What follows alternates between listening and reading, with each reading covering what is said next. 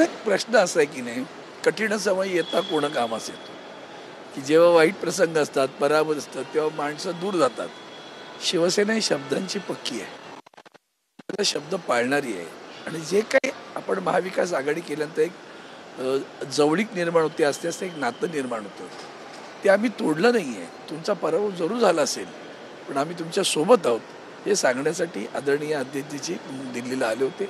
गप्पा झाल्या, बाकी काही नाही. आणि नेहमीप्रमाणेच पराभवाची मीमांसा करताना जी मुंबईत घडलं, महाराष्ट्रात घडलं, अगदी तसं तिकडे घडलेलं दिसेल तुम्हाला. म्हणजे वोटरची लिस्ट कमी करणं, नावं कमी करून टाकणं, वाढवणं, हे सगळे प्रकार त्यांनी केलेले. जे इथे केलं तिथेच केले ते सगळं.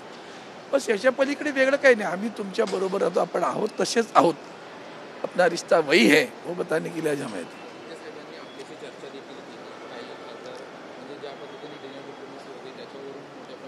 अरे काय डिप्लोमसीमध्ये नव्हती. मस्त संजय राऊत साहेबांनी छान जेवण ठेवलं होतं, सगळे एकत्र होतात. आदित्य साहेब आल्यानंतर दुपारच्या वेळेला भेटताना मग जेवण ठेवलं, सगळे जेवलो आम्ही मस्तपैकी. काय नाही, हसत खेळत गप्पा मारल्या, काही किस्से सांगितले.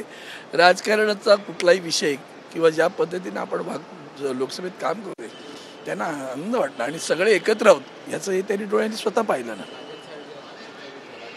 आता मला असं वाटतं जाऊ दे, जाणाऱ्यांबद्दल बोलूया नको. आपला माझा मित्रही होता तो, असं आमचं ठीक आहे. तर त्यांना कोण भरवतं ते मला कळत नाही. की एखाद्याला खाईत जायचं असेल तर जाऊ दे ना, आजच्या पलीकडे काय सांगू शकतो. खरं तर जेव्हा, म्हणून मी सुरुवातीला एक ओळ म्हणालो, कठीण समय येतं कोणा, हीच वेळ आहे की तुमची अग्निपरीक्षा आहे. आणि तेव्हा तुम्ही किती कडवटपणे उभे राहता. म्हणजे आता मग सुरेश चव्हाणचं नाव समोर येतं, राऊत साहेबांचं नाव येतं. किती छळलं त्या लोकांना, आहे ना. पुढे गेले, जायचं असेल.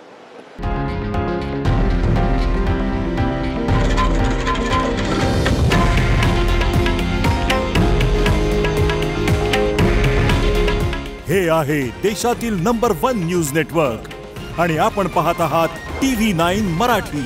काळजी तुमची, हित महाराष्ट्राचं.